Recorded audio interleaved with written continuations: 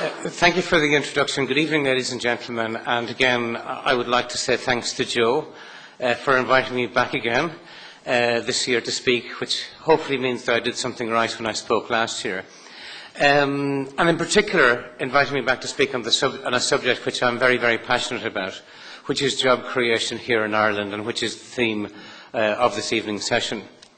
And I guess, with all due respect to all of the other discussions that we've had and will have here at the McGill Summer School during the course of this week, and with respect to what Mary said around the Brussels deal that we did last year, I'm going to put it to you here tonight that actually the job creation is the single biggest issue, and we are here tonight discussing the single biggest issue that faces this nation as we go forward from here.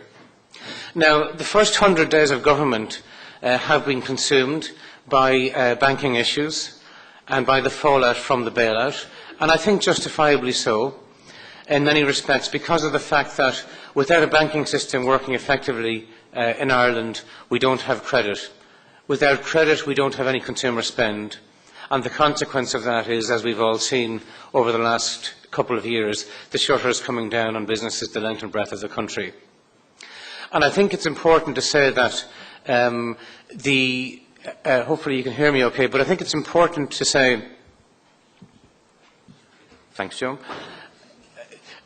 as we go forward now and looking forward from here, in the last couple of weeks, again, we've had a lot of discussion and debate around, and again, justifiably so, it was discussed at a couple of the sessions I attended here, the whole area of the impact on services, particularly local services such as hospitals and schools. But I guess if I was to stand back, I would throw down the gauntlet tonight to all of the speakers here, myself included, to say that if we are really serious about taking our destiny into our own hands, and there has been a lot of discussion around that in a number of the sessions that I've attended, then I think we really need to get serious about jobs, and we really need to put the job creation agenda centre stage in everything that we're doing and saying, both as employers and as a state going forward. Never miss the opportunities, never let a crisis go to waste. It presents the opportunity to do big things. And rhetorically here tonight, I guess I'm going to ask the question again of myself and the speakers, are we in danger of letting this crisis go to waste when it comes to public service reform and job creation? And a stark reminder of that were the CSO statistics which were issued last month, which reminded me personally that there are 547,968 reasons for us to up our game when it comes to job creation. And there are 547,968 reasons for us to actually treat this as a matter of urgency. So just a little bit of context to the introductions that Mary said. If I was looking at Ireland today, I'm probably stating the obvious by saying we badly need an industrial policy. And I personally see that as a blend of how we take Irish small to medium-sized companies, how we grow them into Irish multinationals, and how that sector, coupled with the foreign direct investment sector, work together to build the new Ireland and the jobs, I guess, that they will bring to us going forward. My area of expertise is foreign direct investment, and that's what I'll talk about tonight. And I'll talk to you about how I see the troika of competitiveness, education, and the cost of government, and how I see that what I see or how I see their role will be to driving future investment in Ireland going forward. So let me first of all give you a state of the nation as I see it as far as the foreign direct investment sector is concerned. Now, last week we saw the IDA announce that foreign direct investment was up 20% year over year. And in fact, as I'm sure you're all very well aware, Ireland has showed incredible resilience in the face of a very tough recession as a preferred location for foreign direct investment. There's no question about that. What I would say there is that I think we have to be very careful that that foreign direct investment has been around for a long time. I think it will be around for a very long time going forward, but we can't take it for granted. we can't take foreign direct investment for granted in Ireland. And the reason for that is that we are up against incredible and immense competition for every job that foreign direct investment creates in Ireland. What I've seen over the past 2 years since the first time I spoke at Glenties are the rising of Eastern Europe, the emergence of South America and other locations who would give anything to bring in the foreign direct investment that Ireland has brought in here into their own states. So we are really up against it, and that game has really increased over the last couple of years. Having said that, though, I have to tell you that as a company that has invested here, the Ireland product is still very, very good. And we're actually, contrary to what you might believe around what you might read or hear, the product is good. We have a very high skills base. We have lowering labour costs in this country. We have a favourable tax regime. And we have clusters of companies, whether they're in pharmaceuticals, ICT, technology and other areas, which make it very attractive for sister companies of the likes of HP and pharmaceuticals and others to come in here. What we have, and to cite an example of that, I'll use my own company, where I think we have been very successful over the last couple of years in translating the competitiveness achievements that Ireland has gained into jobs and investment. 2 years ago, Ireland was not on what we call our global location strategy, which is where the corporation looks to invest. Today we are. In the last 2 years, we have announced over 1,000 new positions in Ireland in the teeth of one of the coldest and toughest recessions that we have experienced, as we all know. In Kildare, which is one of our bases in Ireland, we have built one of HP's largest multilingual customer support centres in Europe. And today we're supporting customers in 24 different languages from our base there. We have completely reinvented our Galway operation into a cloud development centre, a cloud computing development centre, and a software development centre for HP internal systems. And some of you probably read last week in the media, which is true, and I can confirm it for you here tonight, that we are embarking on building one of the largest office campuses in Galway to house this new and growing part of our operation. And certainly last but not least, we've expanded in Northern Ireland as well. We have placed up there a software development division, which is one of the only software development centres of excellence for the work it does that HP has in Europe. So Ireland is doing a lot of things right. And again, I would say, don't be misled necessarily by what we read or what we hear, because the story is still very, very positive if you're a foreign direct investor. Now, at the heart of that lies the troika, as I said, of competitiveness, education, and the cost of government. So let me take competitiveness first.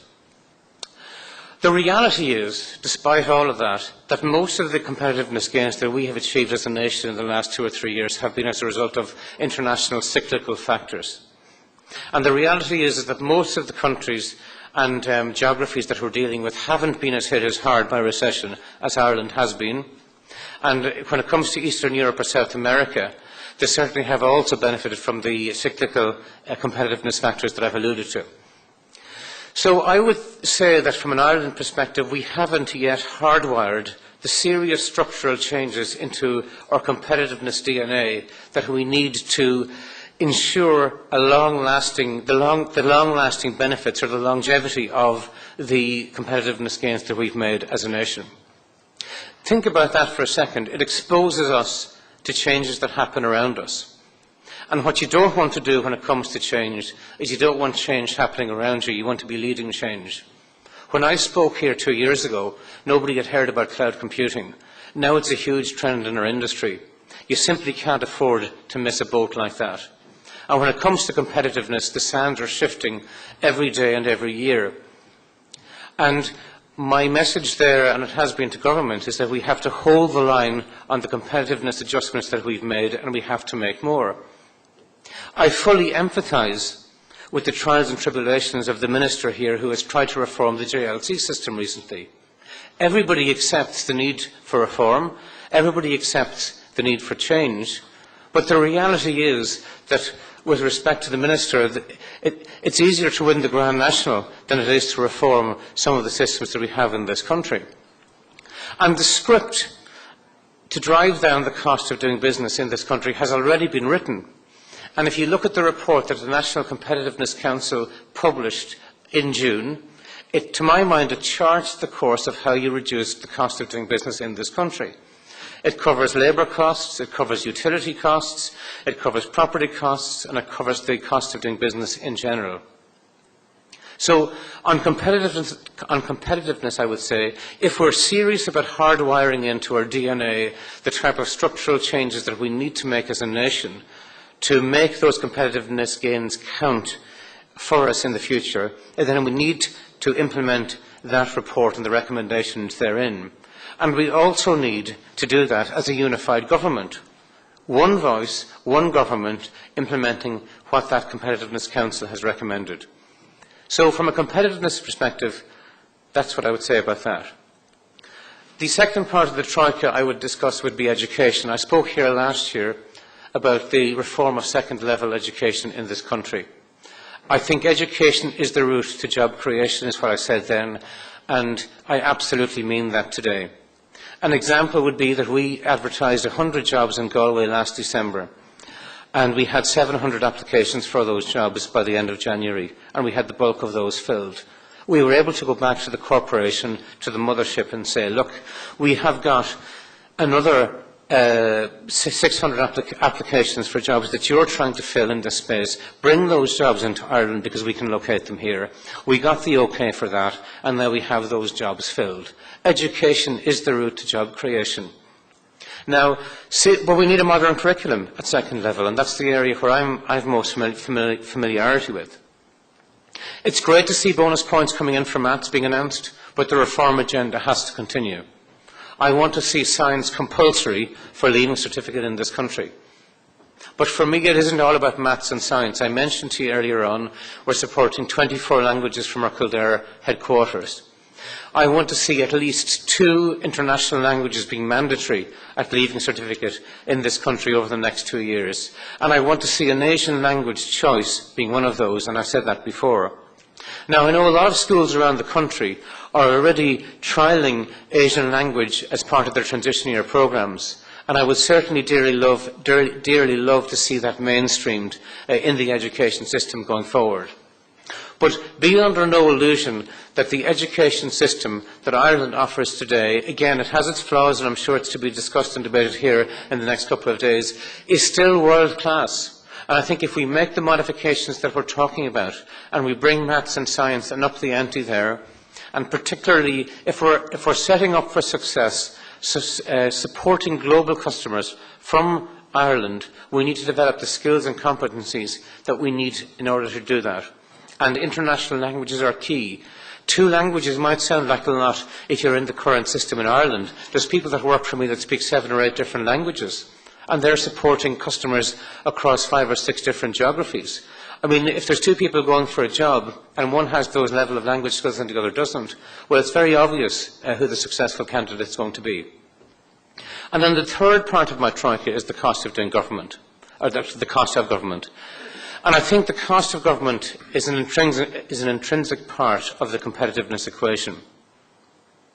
I think the appointment of a minister for public expenditure and reform is a huge step forward in the new government. And it's a huge opportunity to drive change and reform in the public service. And we simply cannot let that opportunity go to waste. Ireland needs, as we heard earlier on today, a cost-effective and efficient public service. Reform and change in the public service are no longer an option. They're an absolute necessity. And there are 3 dimensions of that change that I want to talk to you about. And I'm sure there will be plenty of questions because I know one of them was discussed earlier on. I want to talk about outsourcing in the public service. I want to talk about procurement, which was discussed earlier on. And I want to talk about bringing new talent into the public service. Let me start with outsourcing. Outsourcing is a game changer. It's an absolute game changer that we are in danger of missing a trick on. The McCarthy report in 2009 identified it as potentially delivering significant cost reductions to the Ireland Public Service. 2 years on, we haven't really moved that forward. And I'm really looking to the comprehensive spending review to identify comprehensive timelines, specifics around timelines on how we're going to up the ante on outsourcing in Ireland. Now, I have to declare to you that I do have a vested interest here. HP is one of the largest providers of outsourced services to governments worldwide and many private sector companies. We also have outsourced a huge amount of our own activities along the way. So I've seen with my own eyes the benefits that outsourcing can bring both to a customer or a client and to a company as large as our own. So in that sense, we really need to look at outsourcing as a serious topic of conversation, which very few people in this state are currently looking at it as. They're seeing it as a threat. It's an opportunity. It's an opportunity to move work and people into the private sector to deliver a more efficient service to the public sector. Using disruptive technologies like cloud-based technologies, like shared services that was mentioned earlier by Robert, or outsourcing, are standard business tools now that every single organisation globally is using to drive its own efficiency and cost. The Irish government should be no exception. In fact, the Irish government should be taking the lead in that particular space. And that's outsourcing. In relation to public procurement, which was mentioned earlier, I think that's a huge opportunity to drive not just cost improvements, but value improvements to government and to the taxpayer. And if we look at Robert mentioned a figure of 15 million. I actually thought it was closer to 15.5 to 16, which is about 10% of GDP. That's an enormous volume of economic activity. And we should be making sure that we're getting the best value for government from that. And let me give you a very simple example. Last year we spent €63 million on ICT in schools in this country. And I said to the then Minister here at the time that if you centralise the procurement of that, you would get far better value, far better standardisation and far better service than if you do what ultimately was done, which was diffuse that across the state and allow salami slice it out to individual schools to do their own procurement. If you go to the ICT sector with a €63 million budget, I can guarantee you that you'll get better value than going out across individual purchases for that particular spend. So we're missing a trick there. In government, I would be reverse auctioning or e-auctioning every transaction that this state makes, whether it's buying mineral water, whether it's buying hotels, flights, paper. Every transaction that this state makes should be done using reverse auctioning, which is a standard technique among any international company right now. I know that those statements mightn't necessarily make people who are used to making local procurement decisions comfortable, but I personally believe that we will drive better value for the taxpayer and for the government if we centralise procurement in this nation.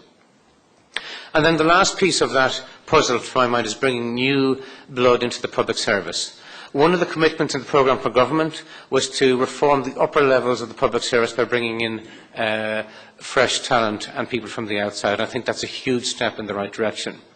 In 2010, 12 such positions were advertised and 1 was filled outside of the sector. And now we have a promise that every position that will be filled above principal officer will be for somebody outside the sector. I accepted, as was mentioned earlier, a role within the top-level appointments commission because I feel there is now a wind of change. And I actually think that blending in, if it's done properly, because I think, as was said earlier, and I would agree with Robert's sentiments, that we have a lot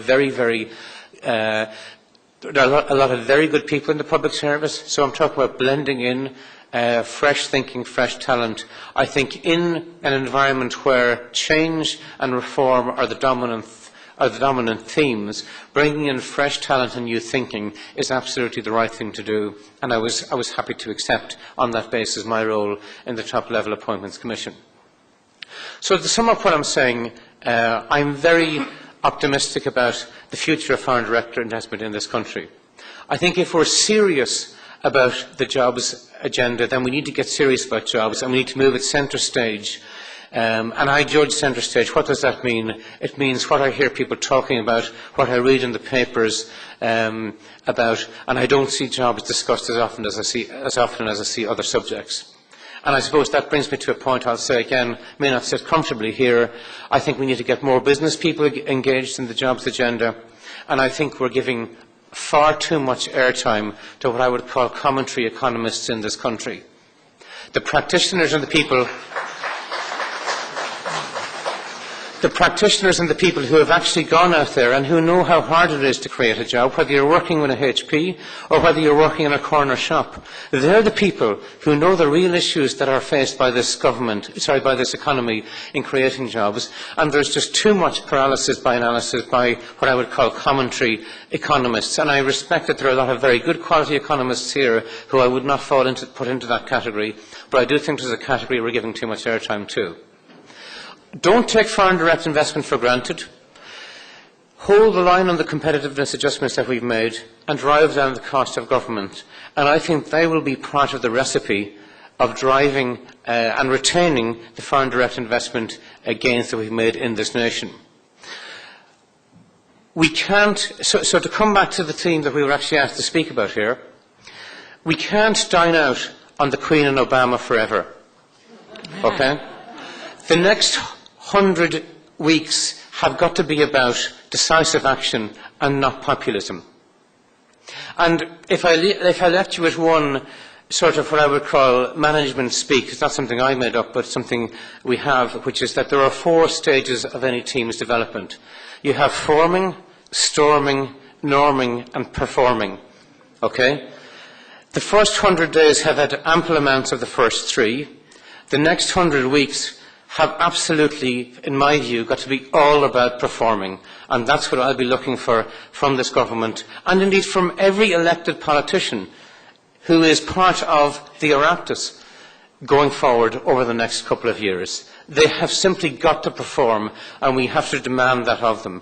So thank you very much indeed for that and for listening to me. And with that, I'll hand back to Mary to introduce our next speaker. Thank you, Glenties.